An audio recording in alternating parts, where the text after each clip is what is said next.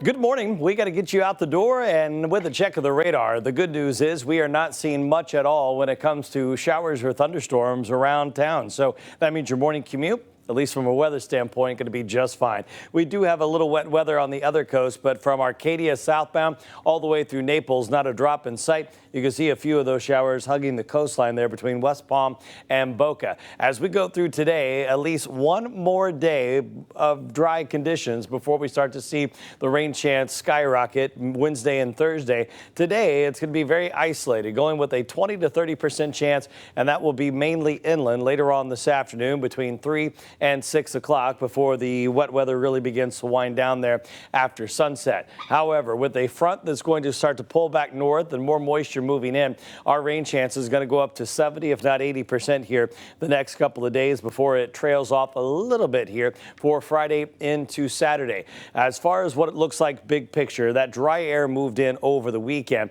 and that pushed the deep tropical moisture to the south. Well, in the next 24 to 48 hours, that moisture starts to return here to southwest Florida and all the way up to I-4 as that dry air starts to retreat to the north.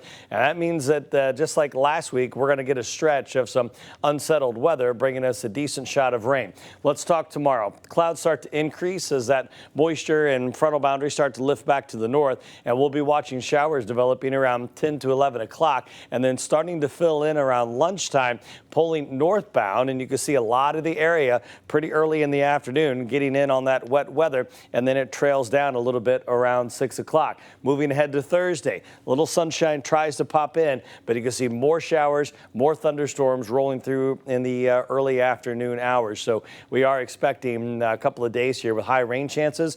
One of the benefits, we need the rain. We're about 14.5 inches behind in Fort Myers, while Punta Gorda is about 8.5.